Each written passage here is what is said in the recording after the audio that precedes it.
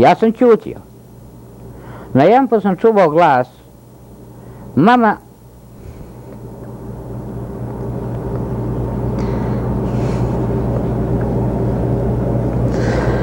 kaže, mama, zašto su vrata otvorena?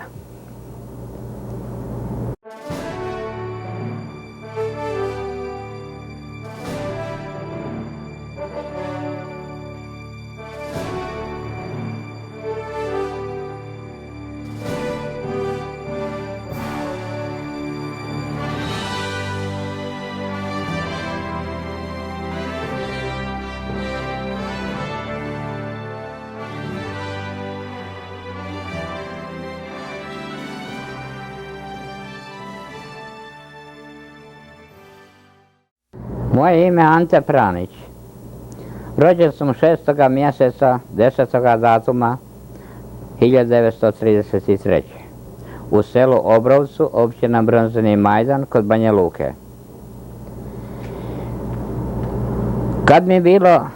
Kad sam unišao u 7. godinu, rat je počeo.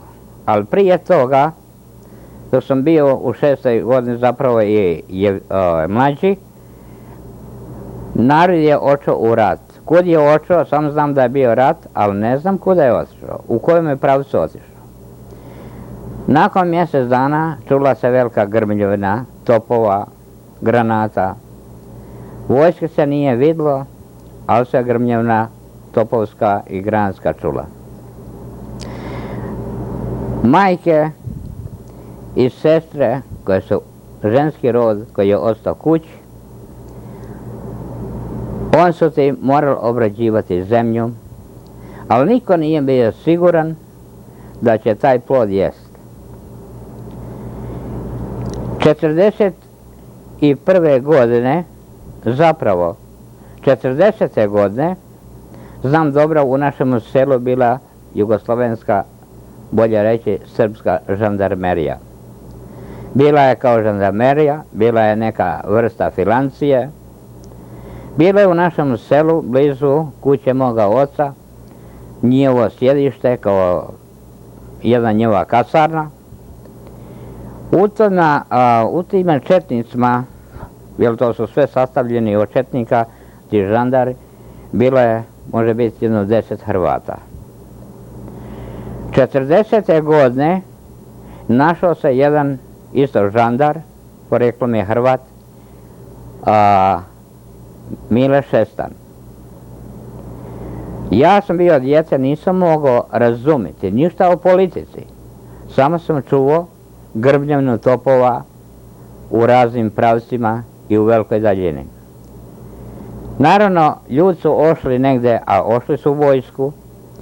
Mile Šestan ima neki čin žandarski, vjerojatno jedan manji čin, i on je uspio sa svojima Hrvatima maloga broja razoružati 30 jugoslovenskih žandarmerija. S time 40. godine onda je stvorena, i prije bila stvorena samo u našem selu, bila uspostavljena seljačka zaštita. Mi smo je zvali seljačka straža. Oni su čuvali kuće od navale, takozvani četnika, jer se čulo da četnici negdje sa istoka, naročito sa istočne Bosne i Hercegovine, da idu i da redom kolju i pale. Sve što je za odnijeti, to sve nose. S tim je stvorena ta zaštita, straža, kako mi kažemo, ali to je potrajalo, može biti, jednu 6-7 mjeseci, jer to se sve zbivalo u jesen 40. godine. U decembru mjesecu 40. godine onda je stvorena jedna vrsta vojske u kojoj je bilo, kažemo, skupili se ljudi, oko 300 ljudi. Naravno, ti ljudi nisu bili tako teško naoružani. Malo je bilo vojničkih pušaka, najviše je bilo pušaka koji se razoružala jugoslovenska žandarmerija, i onda nešto kubura, kako mi danas kažemo pištolji, u stvari to su bile kubure koji su metci sami pravljeni, privatno. Mislim, crpa svega unutar i barca. S tim se čuvalo. 40. godine u decembru mjesecu naših je momaka 300 nestalo. Vjerovatno da su stariji znali kud su ono ošli, ali mi djeca nismo znali. U stvari oni su ošli prema Sanskom mostu, prema Prijedoru. Oni su od nekoga dobili naredbu da se tamo povuču i da tamo prime vojnu uniformu i naravno i oružje. Tako su oni nakon 3. dan povratili se. Svi su bili obučeni u vojne uniforme sa nekim dugačkim puškama, što smo mi zvali francuske.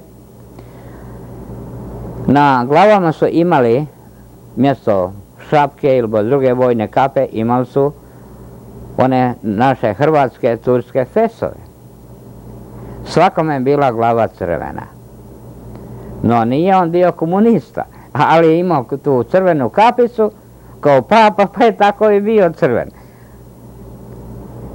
On se rasporedili po kotama i po drugima, kažemo, brdima, gdje su malo niža, kopali su rovove i održavali su stražu. 41. u travnju preko noći je nestalo te vojske naše.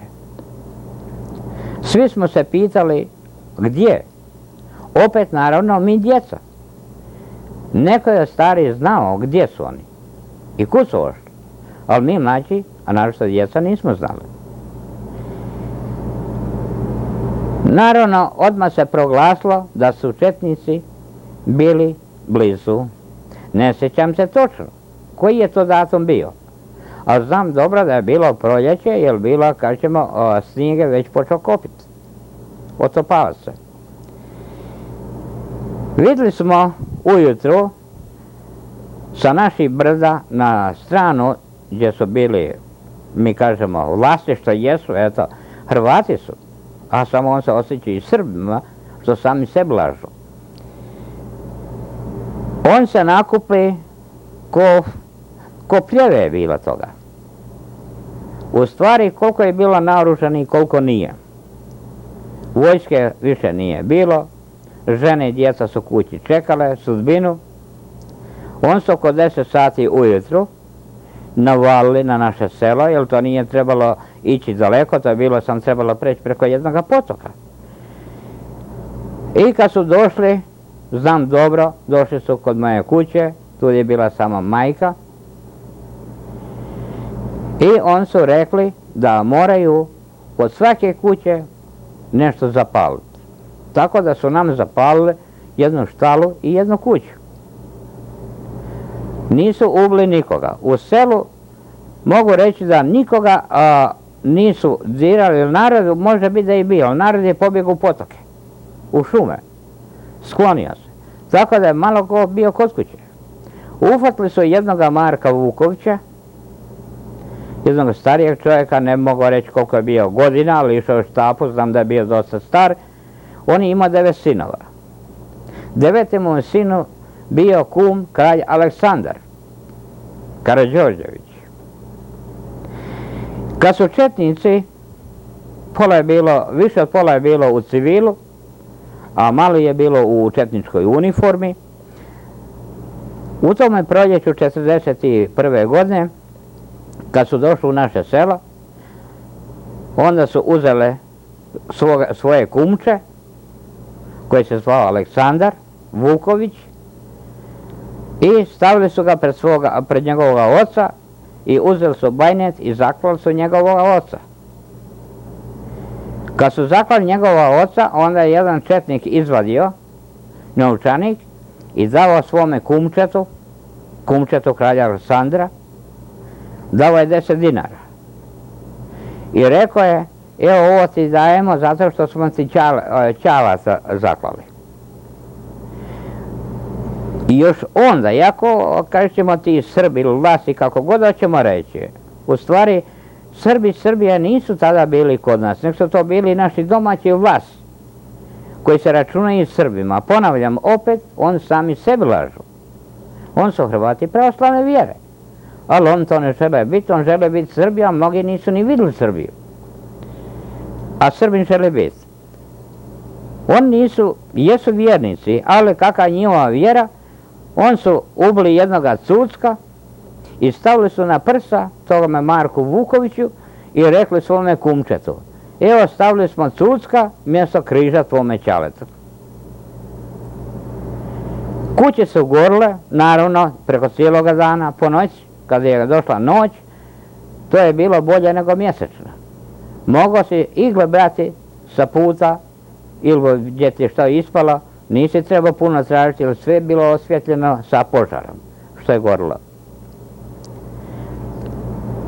Nakon 3 dana došla je hrvatska vojska, a i on kao četnici, još onda nije bilo partizana, oni kao četnici, oni su to nanjušli prije i on su naravno pobjegli. Nisu čekali hrvatsku vojsku. Hrvatska je vojska došla i sve je pokupla. Mislim, svaki je došao svoje kući, kao i oni koji nisu bili, kažem, iz toga mjesta, ali su bili sa našima momcima i on su svaki svoje obitelji pokupio i ošli smo jedno 30 km u izbjeglištvo. Ostavili smo kod kuće sve. I živinu, kokoši, blago, ovce, svinje, konje, krave, težački alat, sav ratarski alat, sve je to ostalo. Nakon mjesec dana kad smo se vratili, mi ništa više nismo našli. No, naselili smo se, pa smo jedne i druge ispomagali. Nekom je izgorilo sve, nekom je nešto ostalo. Pa tamo onome kome je nešto ostalo, tu su živjele po 2-3 obitelji. Onda naravno stvar brzičega si, a kako mi nismo daleko od Vlaha, samo nas potok dijeli, mi smo kao djeca družili se sa njihovom djecom, bili smo čobani i mi smo prepoznavali svoje blago. I mi smo kao, naravno naša, i mi smo to uzmali i nosili smo svoje kuće. Vodili smo svoje kuće, jer to je naše.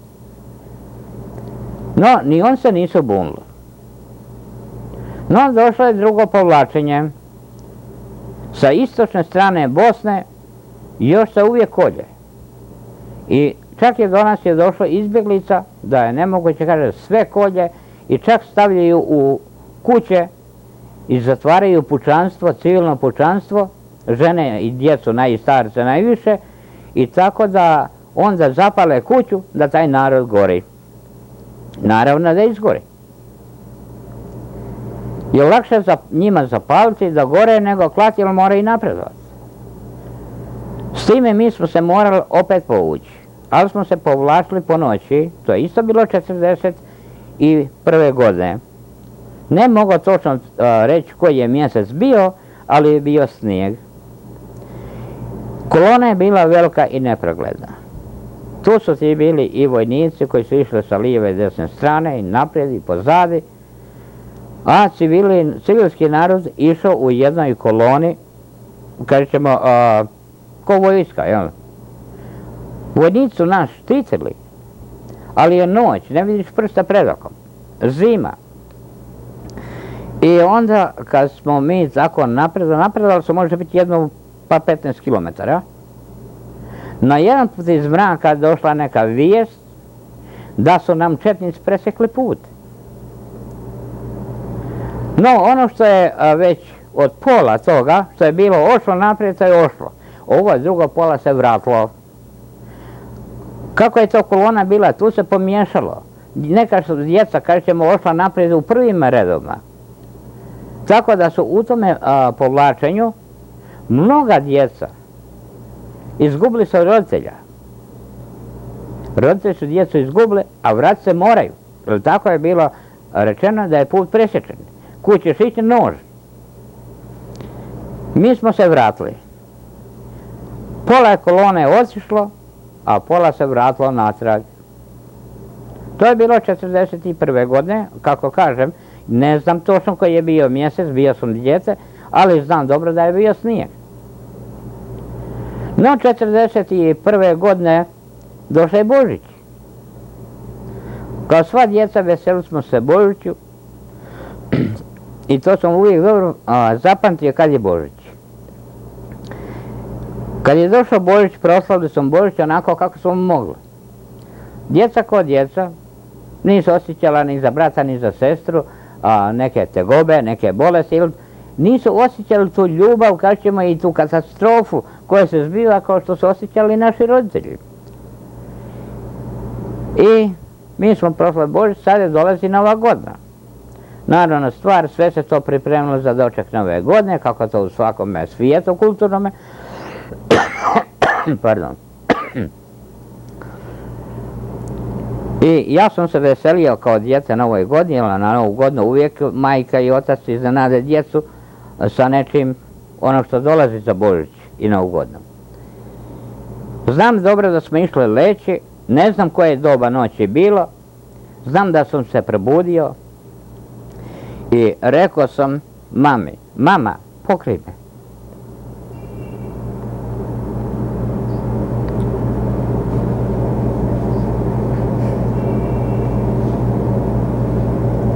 Ona je mene pokrila.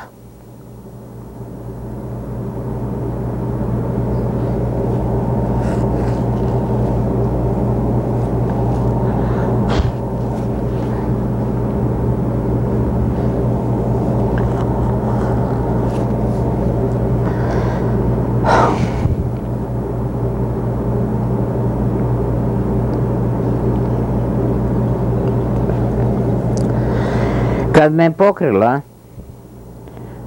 može biti da nije prošlo 2 minute. Neko je, ne da je zakucao na vrata, nego je počeo udarati sa nekim predmetom u vrata. A normalno, kasnije sam vidio kako to vojska tuče na vrata. Tukli su sa kundekima od puške. I govorili su da se otvore vrata.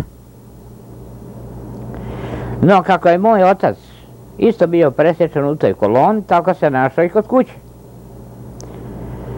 Za svaku sigurnost da ne bi iznenada neko naišao od četnika, pa mu našao oružje, on je sklonio oružje. Otac je ustao i odao po kući, ustala je majka, odala po kući. Ja sam sjeo, ustao i sjeo i tako sam sjedio. Nismo mi imali kreveta, ali smo ležali na podu, na slame, na seljačkoj. Diglo se i moj se stariji, jedan brat koji je bio stariji od mene, jedna mlađa sestra, mlađa od mene, i on se digli, tako su sjeli, moga brata žena, moj brata je bio u vojsci, njegova žena, imao sam ja i više braće, imao sam ja 3 brata koji su bili u vojsci, ali od toga moga brata Ive, žena, ona je bila s nama, drugi su prošli u onoj koloni, što sam malo prije rekao. Oni su prošli u koloni u prvoj onoj polovici i oni su ošli, a mi smo se morali vratiti. I četnici nisu prestali tući u vrata. Vrata su seljačka bila čvrsta, nije bilo lako razbiti i ja sam zamolio i mamu i tatu da otvore vrata. Ja sam ja rekao, ako nećete otvoriti vrata, on će vrata razbiti i sve će nas poklati. Da li je to utjecalo na moga oca, na moju majku? Ja to ne znam. Ali znam jedno, da je otac otvorio vrata. Kad su vrata bila otvorena, njih oko 30 unišlo unutar.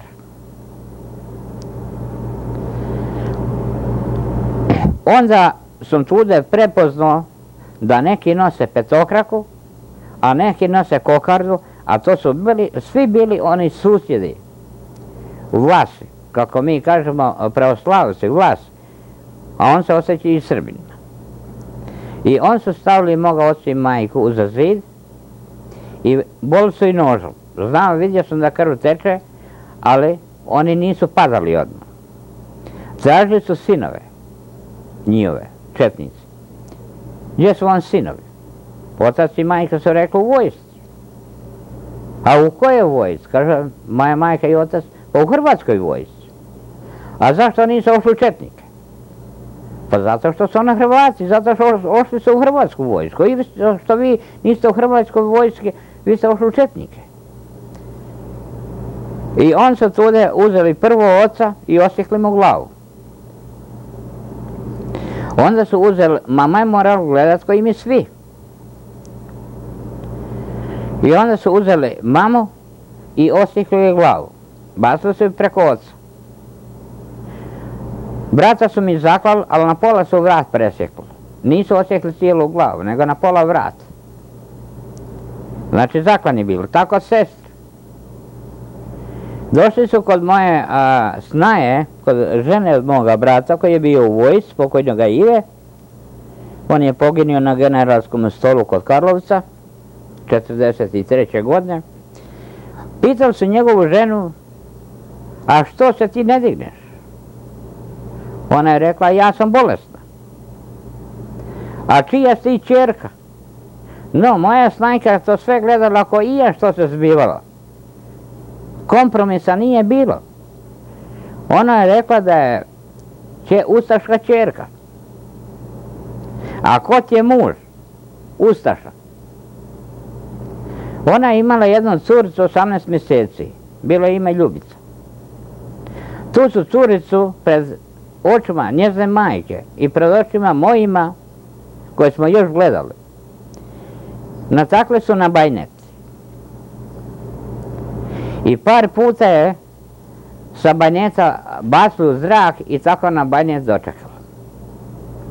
Onda su uzeli bajnet i raskrojili su stomak ženi moga brata.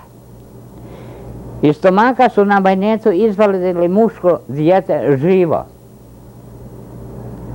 Kad su ga natakli na bajnet, dijete se nije čulo, ali se vidjelo da dijete daje znakove života. I onda se smijemo, kaže, vidi kako se ustaša smije. Tako su bacili to dijete sa bajneta i ja sam bio zadnji za zaklad. Došao ti je tude, a tude, kako kažem, nisam ja sve poznavao. Ali sam poznavao Duju Šemaru, Branka Majstorovića, poznavao sam Jovana Malića, Stojana Malića, Mitra Durtovića i mnoge druge, kažemo, koje moram i misliti, kažemo, kad bi ja sada sjećao se njih imena, ali to su sve iz susjednih sela, koji poznajem. Jovan Malić stavio mi je krvavi bajnet ovdje u vrat, ali nije gurnio ga.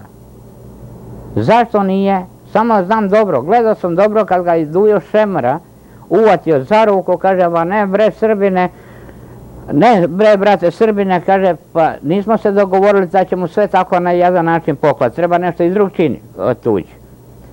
Tako da je Jovan Malić uzeo pušku za cijev i htio je mene udariti po glavi.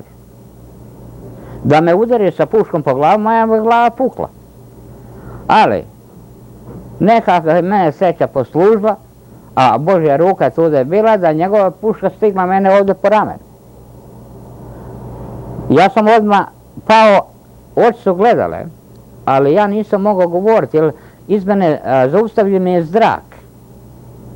Apsolutno nisam mogao dijeti ni govoriti, ali mozak je radio, oči su gledale. On su mene tukli ko zmiju, onako, kad čovjek zmiju tuče.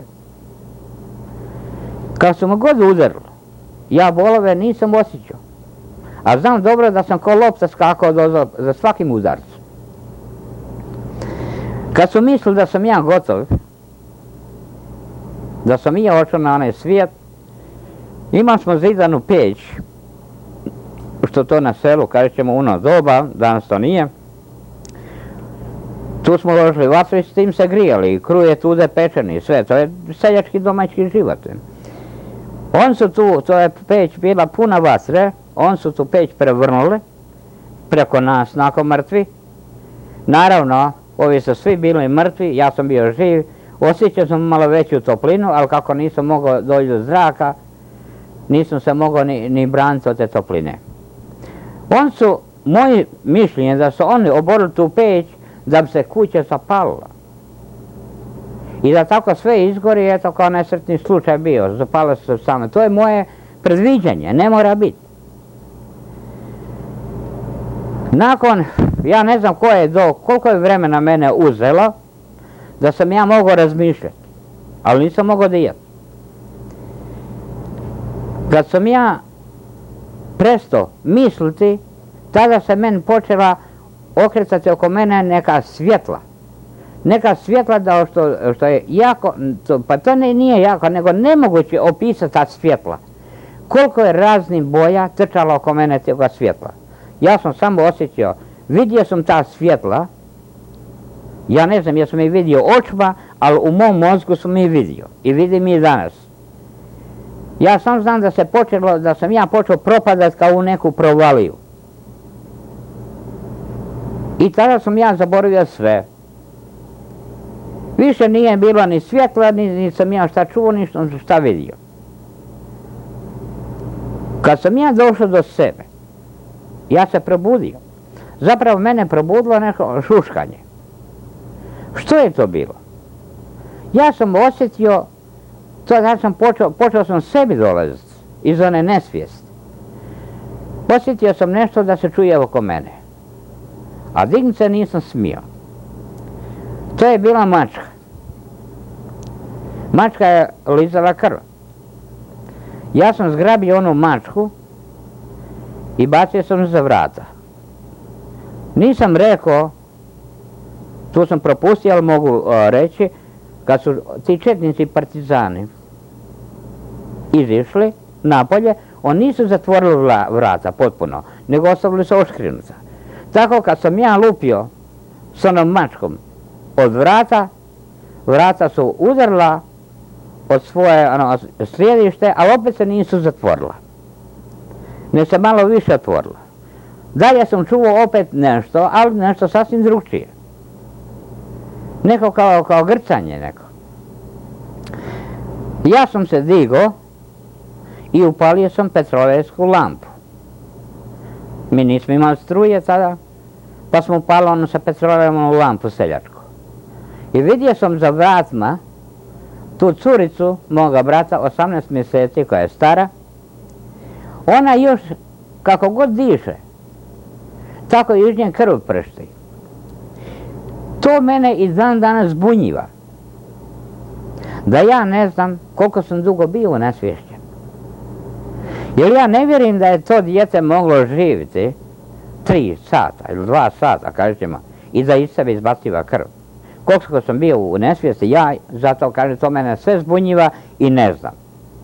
Sata naravno nismo imali, nisam se u sata kao dijete razumio.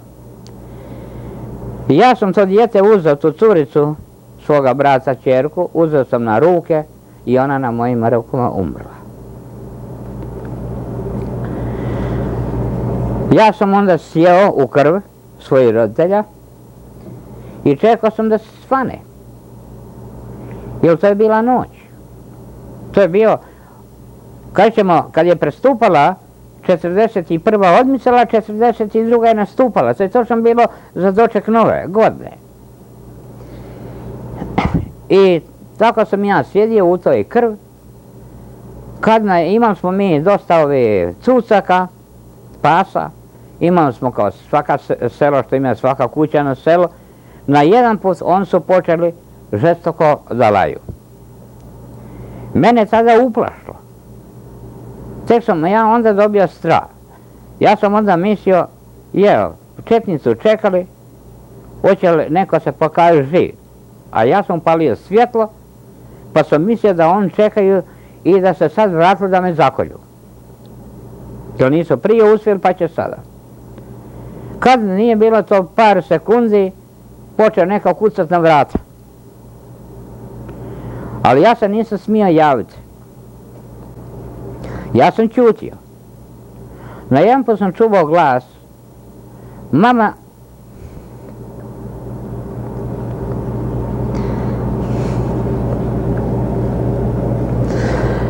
kaže, mama, zašto su vrata otvorena? A ja sam onda prepoznao glas svoga brata, Ive, čije dijete tu noć zaklano i žena, i ostala braća i otac i majka i sve. Ja nisam mogao puno govoriti s njime, nego sam se javio, jer poznao sam njegov glas i rekao sam: Ivo,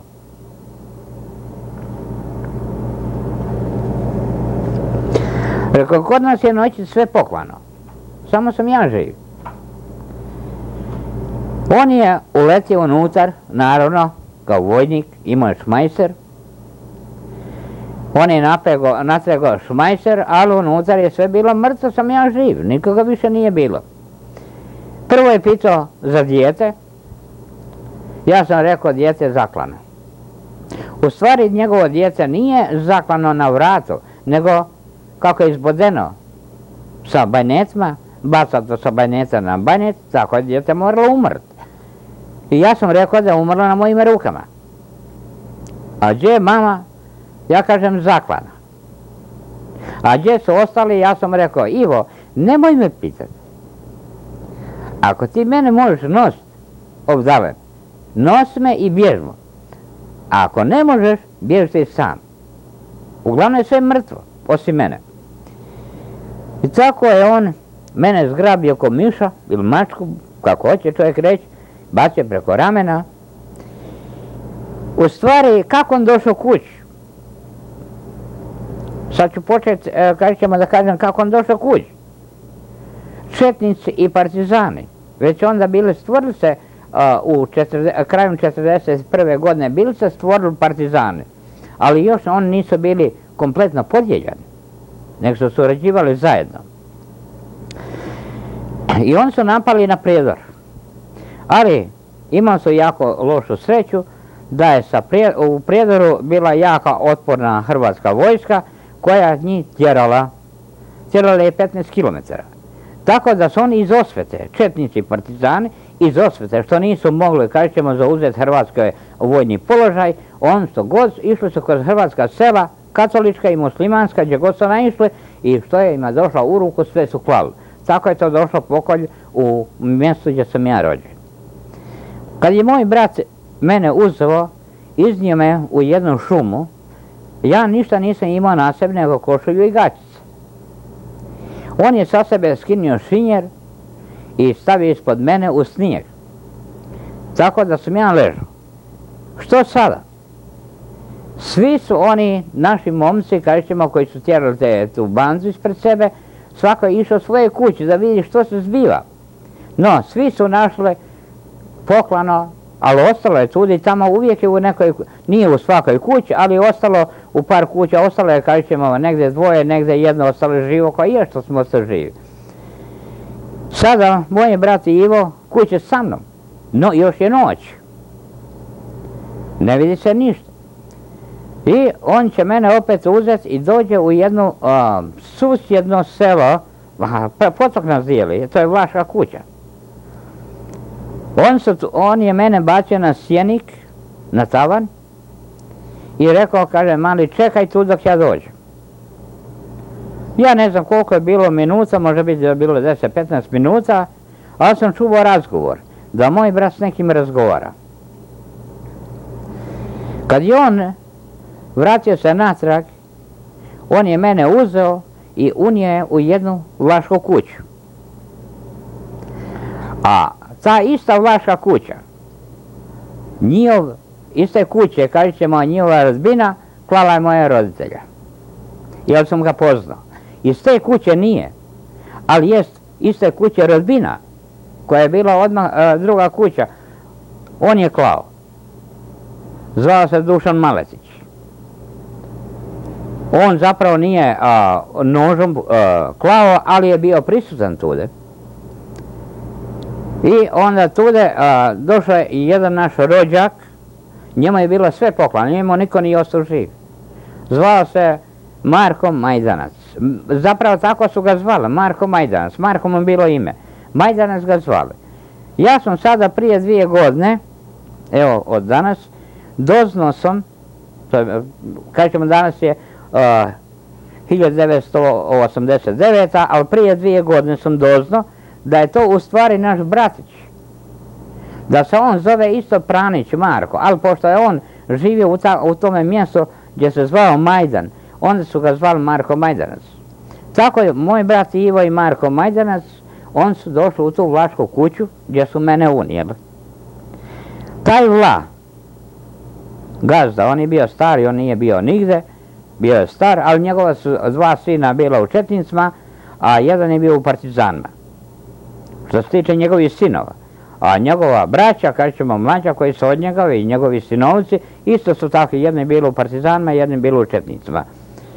I moga su brata i Marka Majdanca stavili u Sjenik, ali pod jednim uvjetom.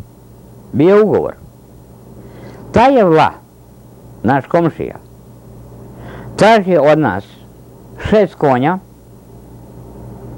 traži cijeli ratarski alat, ratarsko oruđe, ćemo seljačko ono za farmu, sve što se treba na farmi raditi. Traži svi 300 ovaca koji smo imali. Imali smo 3 bika, imali smo 6 volova i nekoliko krava i svinja, toga svega bila puna i jedno 150 kokošiju i morali smo mu dati 300 litara rakije. Znači sve što smo imali u kući, to smo sve morali dati njemu. I tako da je on stavio u Sjenik i garantirao da mome bratu i tome mome bratiću Marku da neće ništa biti. Da neće on odati ni partizanima ni četnicima. No, to je bilo 7. januara, zapravo 6. januara 1942. godine, kad sam ja bio kod toga Vlaha u kući, jer tu sam ja bio tjedan dana kod njega, skoro mi više, i eto ti i četnika i partizana zajedno.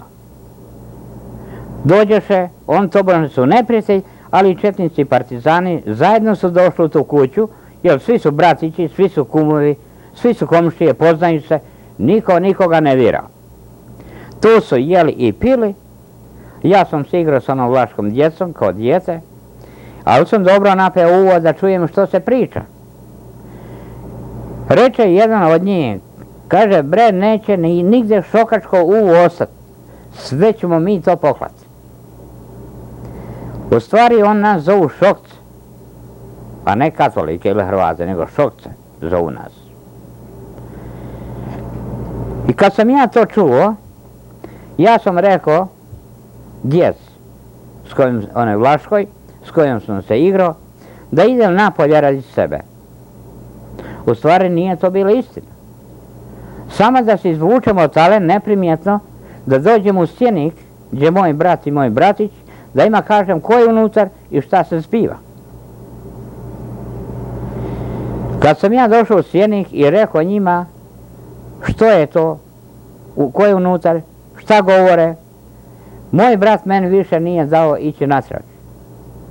On je mene uzeo preko sebe, opet ko mačku, kako su šume blizu, on, Marko, taj moj rođak, bratić, i moj brat Ivo, on su mene na izmjenice nosili, išli smo 3 dana i 3 noći, 30 km kroz šumu. Danas ne uvate četnici i partizani. Nije se bilo lako probiti kroz njihove redove, jer mi smo baš tu dan gdje su on zauzeli taj prostor, mi smo tu dan morali proći. I zato nas je uzelo tako puno vremena.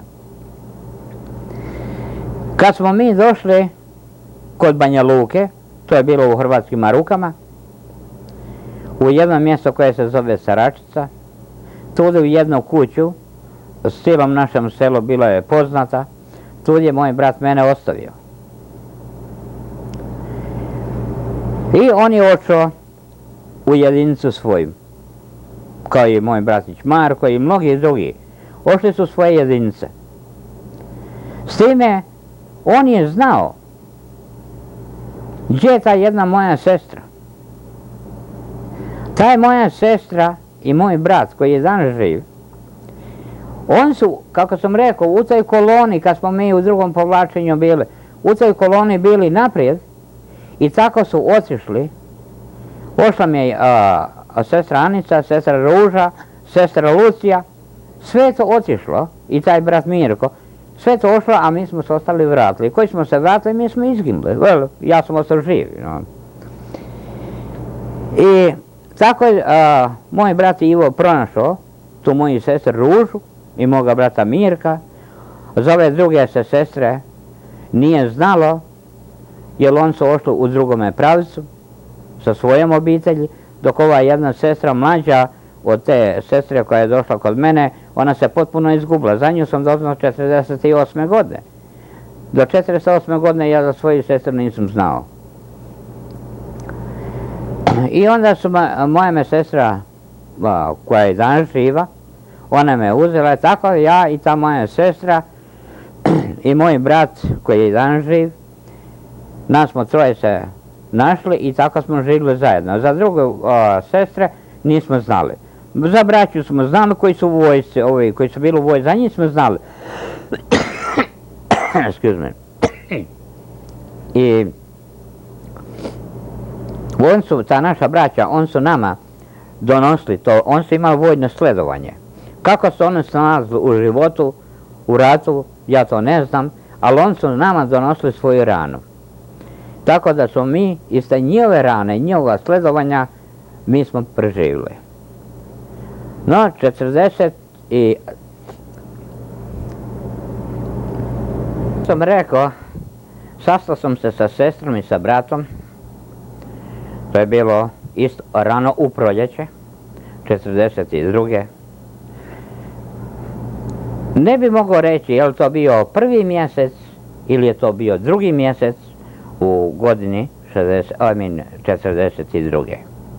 Ali znam dobro, u 3. mjesecu 42. idu ustaše, tako se kaže, da su ustaše. Idu i kolju sve one preoslavice. U stvari kako je to bilo? Ja sam bio očevidac tome isto. Ja, kako sam preživio taj pokolj, zaista bio sam onda, danas nisam taj, ali onda jesam bio. I u duši i srcu bio sam osvetnik. Volio sam da se što više ubije oni ljudi koji ubijaju iz druge. I ja sam išao prema tima ljudima, prema tima ustašama, što kažu da su ustaše, jest, imali su, svaki je imao slovo U na glavi. Oni su, kažemo, sikirama sjekli glave starima, nejakima, ali ne katolicima, Hrvatima, ne muslimanima, nego pravoslavcima, koji se računaju da su Srbi. Ponavljam, opet varaju sami sebe. Ja sam bio sav oduševljen, bio sam osvetnik i bio sam sretan. Iako ja nisam mogao razmisliti da taj narod nije kriv, ali nije ni moj tata, ni moja mama i moja rodbina ostala nisu bili krivi, pa su poklani. S time ja nisam imao osjećaj ni u srcu, ni u duši da bi ja nekoga žalio. Kad sam ja trčao od veselja prema tima ustašama, ja sam u tima redovima prepoznao Duju Šemaru, Branka Majstorovića, Jovana Malića i Dušana Maletića. Ti su ljudi, hvala moje roditelje. I ja znam ko su oni. To su moje komšije. Pravoslavci, kako se on računaju vas, ovi zapravo Srbi. Kad sam ja vidio da su to ti ljudi, onda sam odmah vidio da je to krivotvoreno ustaštvo. I ja sam se požurio natrag od straha. Bio sam brži, mogu reći, nego puščano zrno. Dotrčao sam do jedne kuće Ante Baraća, Hrvata, i ja sam njemu rekao da to nisu ustaše, da su to partizani i četnici, ali da imaju slovo U na glavi. On kaže, kako ti znaš? Ja kažem, ja sam poznao ljude koji su moje roditelje klali i znam koji su, on su iz moga mjesta. I on je izišao, Ante Barać izišao iz kuće i pokušao je zaštititi Taj srpski, kako se on nazivaju, mi kažemo pravoslavni, taj pravoslavni puk pokušaj Ante Barać zaštititi. Ali našao se Jovan Malić, izvadio pištolj i u čelo ispalio 2 naboja tome Anti Baraću. Ubio ga na licu mjesta. Ja sam i u strahu. I ja sam ne bi mogao danas opisati kako je to meni sve išlo, da sam ja to mogao pratiti. U cijele one gužve gdje misliš kad ćete zateti smrt. I vidio sam gdje dječki, mladi dječki, kad ćemo od 15 godina, može biti koji je i mlađe godine, pa sve do 60 godina muškarci, žene, to sve bježi u šume. Ono preoslavlje, što se osjećaju Srbi. Jer kaže, idu ustaše i kolju. No i sami oni, ti preoslavci, oni nisu znali da su to njihovi ljudi. Oni su zaista bili uvjereni 100% da su to bile ustaše. I kad su, poklali su 3 sela kod Banja Luke. Selo Šargovac, Drakolć i Motike.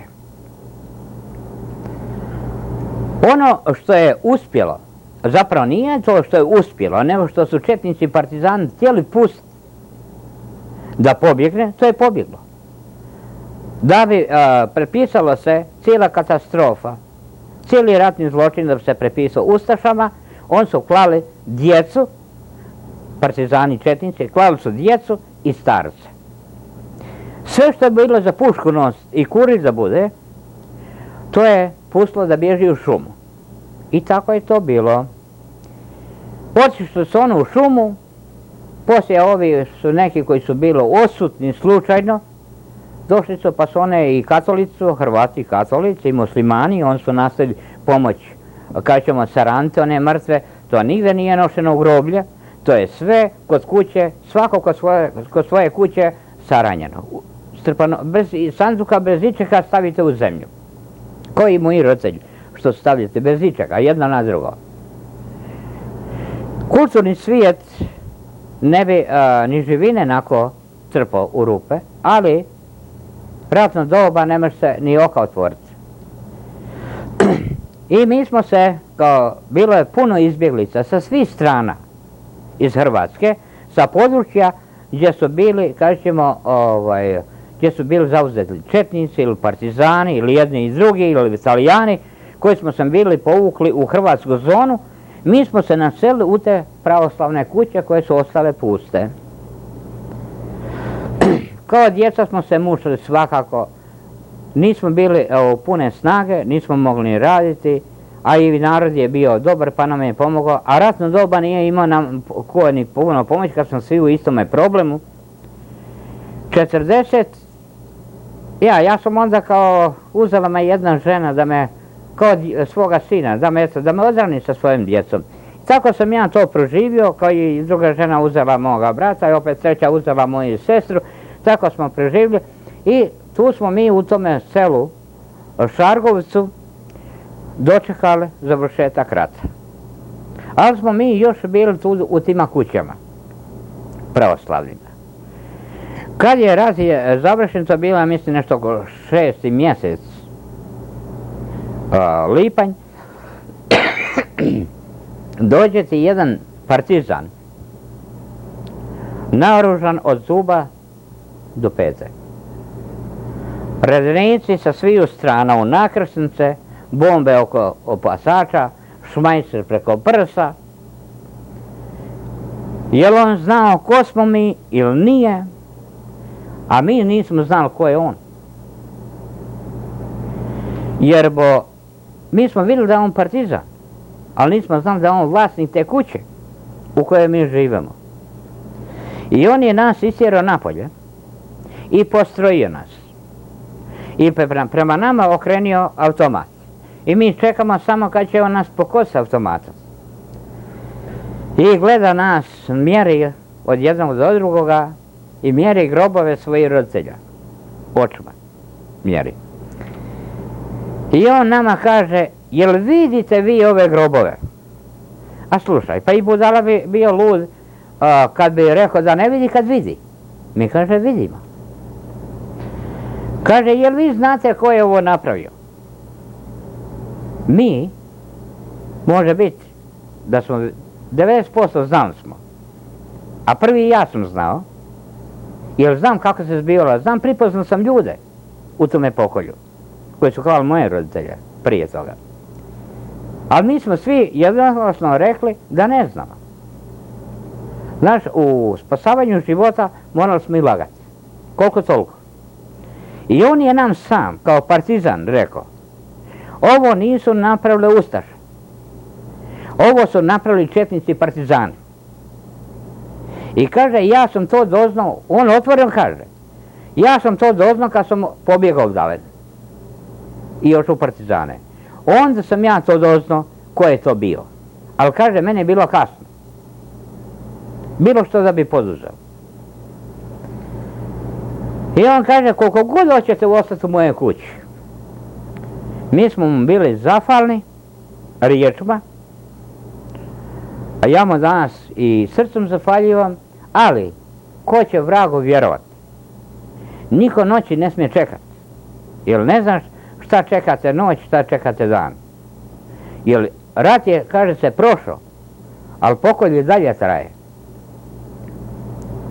I dalje se to kolje punom parom, ali u tome pogledu, u to doba, najviše padali su Hrvati. Bez obzira da li to bili Hrvati islamske vjere ili Hrvati katoličke vjere. I dok se smrklo, mi smo pobjegli iz te kuće u šumu. No nismo mi smjeli ostati u tom mjestu ni u šumi. Mi smo krenuli preko brda i tako smo došli u naše mjesto. Kad smo došli u naše mjesto gdje sam ja rođen,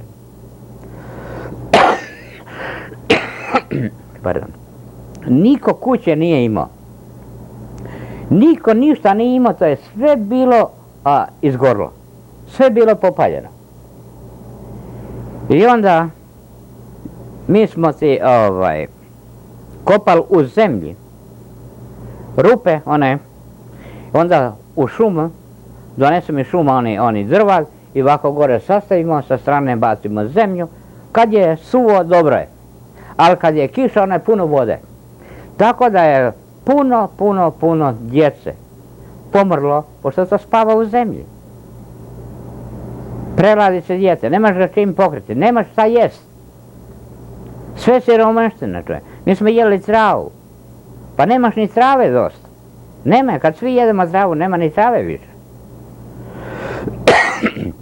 I tako smo tude bile, godine su nailazile i prolazile, kad počeše poneki ljudi dolaziti, Hrvati, počeli su dolaziti kući. I ja se danas pitam, kako su ti ljudi znali doći kući? Jer on apsolutno nisu bili normalni. To su bili ljudi, neki je čak bio i 90% humno otišao. On nije bio sposoban ni govoriti, niti koga poznao. Pa se zato pitam kako je znao doći kući. No, neki su podlegli tima posljedicama, ali neki za par mjeseci, neki za par godina, uglavnom neki su, kažem, ostali na životu. Prebolili su to.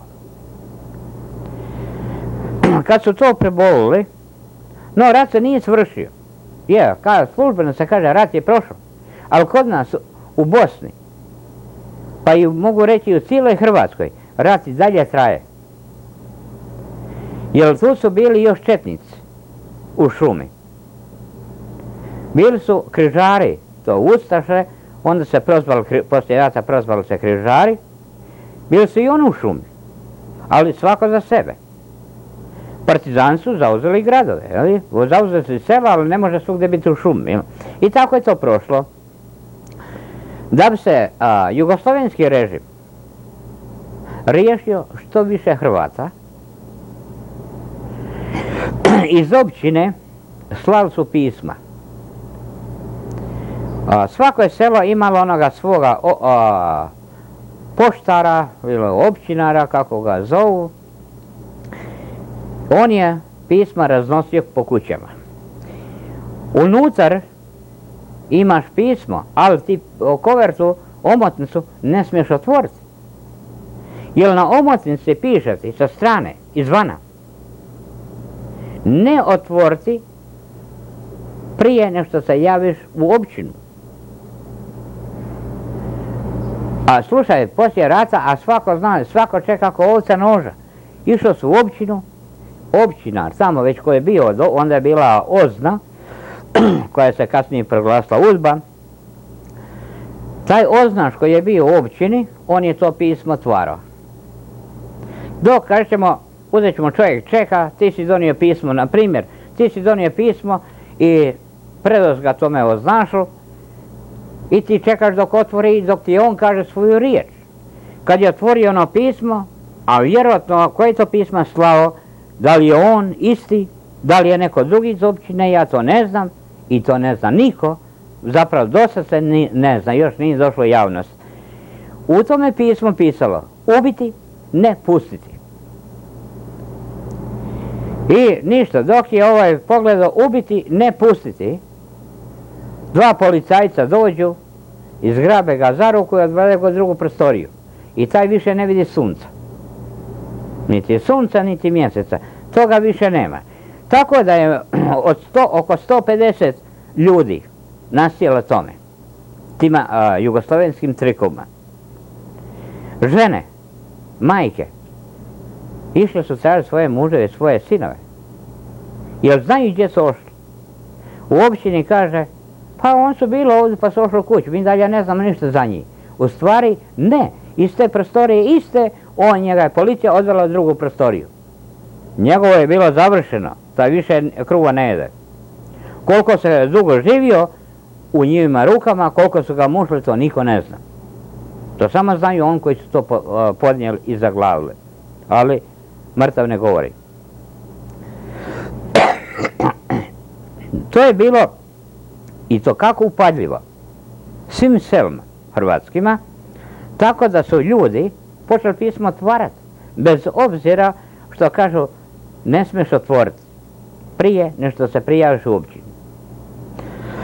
Kad su ljudi otvorili i gledali šta u pismu piše, nijedan više nije išao u općinu. Tek se onda pokazala ta križarska grupa. Onda su ljudi bježali u šumu. Jer, slušaj, još je onda rat trajao. I još je uvijek nije bilo teško doći do oružja. Neko je znao gdje ima, a nekoga bome u zemlju zakopao ili negdje, kaže negdje ga slonio. Tako da mu nije bilo se teško naoružati. I on je otišao u križare. Tako da je križarska grupa postala zaista jako velika. No što se desilo tude? Kako je bilo to za vrijeme rata, tako je bilo i poslije rata. Imali smo mi, Hrvati, nažalost, zahvaljujući Talijanima, da su Hrvati bili izdajice. Hrvati nikad ne bi bili izdajice svoga naroda i svoje države. Nego partizani su i Srbi, koji četnici, svi su pronijeli propagandu da je poglavnik prodao Dalmaciju. U stvari, poglavnik nije prodao Dalmaciju, nego Talijan su silom to okupirao.